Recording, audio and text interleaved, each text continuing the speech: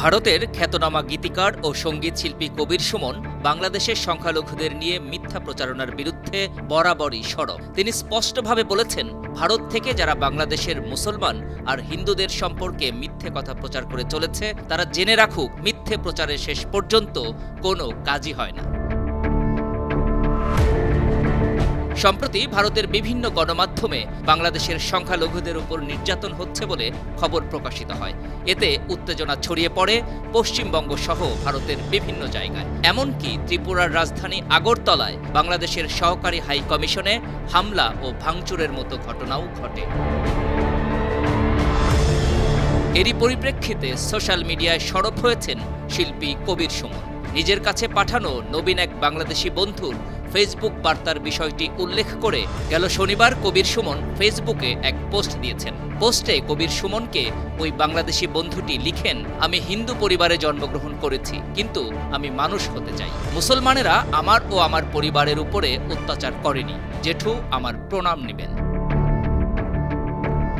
এরই পরিপ্রেক্ষিতে ফেসবুক পোস্টে বাংলাদেশের সংখ্যালঘুদের উপর নির্যাতন ইস্যুতে মিথ্যা প্রচারণা নিয়ে নিজের অবস্থান তুলে ধরেন প্রখ্যাত এই সঙ্গীত শিল্পী। পোস্টে শিল্পী কবির সুমন লিখেছেন, কথাগুলি একটু আগে আমায় লিখে জানিয়েছেন আমার স্নেহভাজন এক নবীন বাংলাদেশি বন্ধু। তার নাম আমি প্রকাশ করছি না। মাঝে মাঝে তিনি কলকাতায় এসে আমার সঙ্গে দেখা করে যান। তার পরিচয় জানলে আমার দেশে তার কপালে কি জুটবে কে জানে।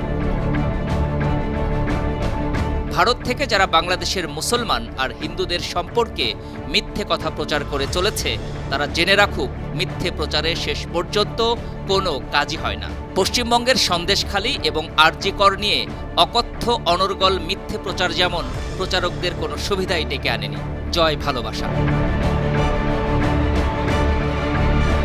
এর আগে গেল ৩০ নভেম্বর আরেকটি পোস্টে সীমান্তের কাঁটাতার বেড়ায় ফেলানীর মরদেহের ঝুলে থাকার বিষয়টি তুলে ধরে কবির সুমন জানতে চেয়েছেন, সীমান্তের কাঁটাতার বেড়া থেকে ফেলানী যখন ঝুলছিলেন, কিসের কার অবমাননা হচ্ছিল তখন?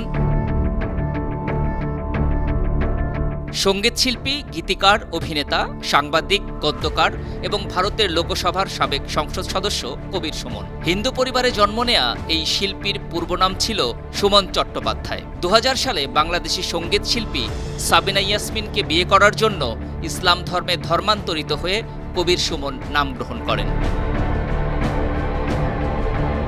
বিশিষ্ট আধুনিক ও রবীন্দ্রসঙ্গীত গায়ক কবির সুমন ১৯৯২ সালে তোমাকে চাই অ্যালবামের মাধ্যমে বাংলা গানে এক নতুন ধারার প্রবর্তন করেন। তার স্বরচিত গানের অ্যালবামের সংখ্যা ১৫। সঙ্গীত রচনা, সুরারোপ, সঙ্গীতায়োজন ও কণ্ঠদানের পাশাপাশি গদ্য রচনা ও অভিনয়ের ক্ষেত্রেও তিনি স্বকীয় প্রতিভার স্বাক্ষর রেখেছেন। ২০০৯ সালে তৃণমূল কংগ্রেসের টিকিটে যাদবপুর লোকসভা কেন্দ্র থেকে দেশের ৫ম জাতীয় নির্বাচনে জয়লাভ করে লোকসভার সদস্য নির্বাচিত হন।